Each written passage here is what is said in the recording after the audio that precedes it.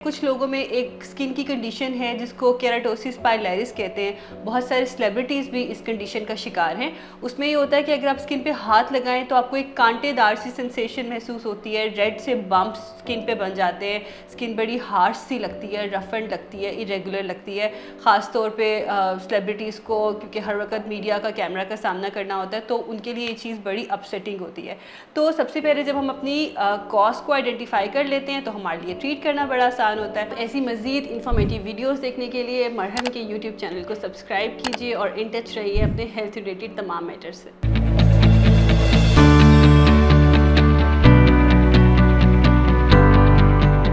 जी अस्सलाम वालेकुम, this is consultant dermatologist doctor Huma Salim. आप में से कोई लोग अगर स्ट्रॉबेरी लेग्स का शिकार हैं, rough and irregular dryness of skin का शिकार है, तो परेशान नहीं हो। आपके साथ साथ हम में से बहुत सारे लोग हैं जिनको इस मसले का सामना करना पड़ता है और ये बड़ा कॉमन प्रॉब्लम है और इजीली ट्रीटेबल है। तो आपने बिल्कुल परेशान नहीं होना। आज की वीडियो में हम डिटेल में इसकी वजूहात को डिस्कस करेंगे, इसकी ईजी सिंपल ट्रीटमेंट ऑप्शंस को डिस्कस करेंगे ताकि हम सब इस मसले से निजात पा सकें। तो सबसे पहले जानना ये ज़रूरी है कि स्ट्रॉबेरी लेग्स होती क्या है। ये एक कॉमन टर्मिनोलॉजी है, कोई मेडिकल या साइंटिफिक टर्म नहीं है, ये कॉमन टर्मिनोलॉजी है जो इसको नाम दे दिया गया है। इसमें होता यह है कि आपकी लेग्स के ऊपर डॉटेड से डार्क स्पॉट्स पड़ जाते हैं, हाथ लगाने में स्किन रफ महसूस होती है, ओवर ड्राइड महसूस होती है। इसमें कोई पेन या खारिश नहीं होती आमतौर पे, लेकिन देखने में वो बहुत अपसेटिंग लगता है, साइकोलॉजिकली हमें बड़ा डिस्टर्ब करता है और हम इससे निजात पाना चाहते हैं। तो इसकी वजह क्या होती है?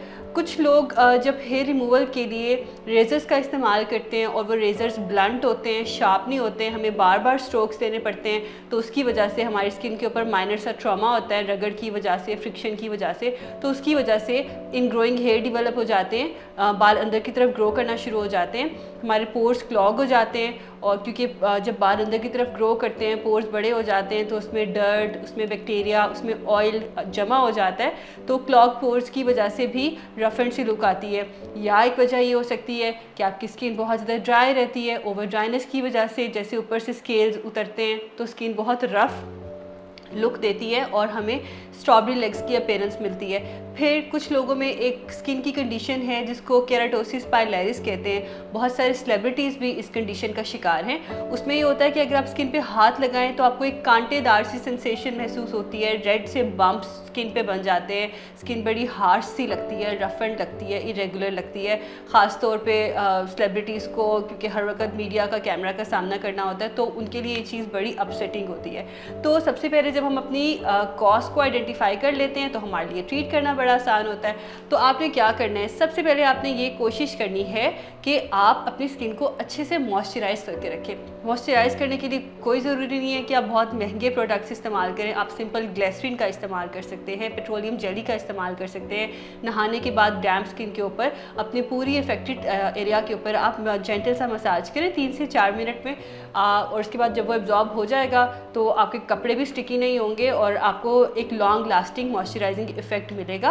और दूसरा ये है कि बहुत ज़्यादा कन्वीनियंट भी है, इजी भी है और कॉस्ट इफेक्टिव भी है, घर में सबके इजीली अवेलेबल होता है।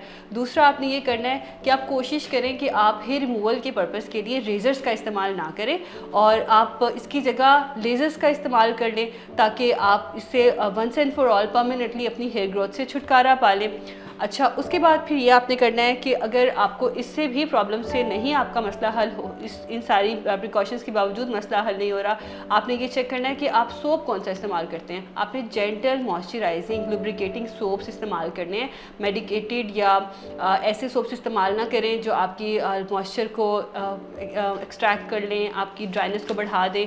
और इसके बाद भी प्रॉब्लम सॉल्व ना हो तो आपने ओवर द काउंटर ऐसे सीरम्स इस्तेमाल करने हैं जिसके अंदर सीरामाइड्स मौजूद हों, सीरामाइड्स के साथ लैक्टिक एसिड मौजूद हो, ग्लाइकोलिक एसिड मौजूद हो। ये हमारी बॉडी के अंदर जो नेचुरल मॉइस्चराइज़र बैरियर अल्लाह ताला ने बनाया हुआ है उसके भी ये कंटेंट है। तो जिनकी स्किन बहुत ड्राई होती है और वो आम हमारे घरेलू चीज़ों से नहीं ठीक हो रही, तो आप लैक्टिक एसिड, ग्लाइकोलिक एसिड के मॉइस्चराइजर्स को इस्तेमाल कर सकते हैं, सैलिसाइलिक एसिड को इस्तेमाल कर सकते हैं हफ्ते में 1 से 2 बार, या रेटिनॉल के सीरम को भी हफ्ते में 1 से 2 बार इस्तेमाल कर सकते हैं। रेटिनॉल क्या करेगा कि जो आपकी डेड स्किन लेयर है ना, वो उसको ऊपर से रिमूव कर देगा, आपकी स्किन को एक स्मूथ लुक देगा, ठीक है। उसके बाद आपने एक चीज़ का ध्यान रखना है कि जब आप इस चीज़ों को, इन चीज़ों के लिए ट्रीटमेंट पर हैं, तो आपने इस जगह को अच्छे से सन ब्लॉक से भी कवर रखना है, सन अवॉइडेंस भी करनी है, इस जगह को कवर करके रखना है, क्योंकि सन ब्लॉक प्रॉपर हमें एक प्रोटेक्शन तो देता है सूरज से, लेकिन अगर हम उस जगह को कवर भी रखेंगे तो हमें मज़ीद डबल प्रोटेक्शन मिल जाएगी।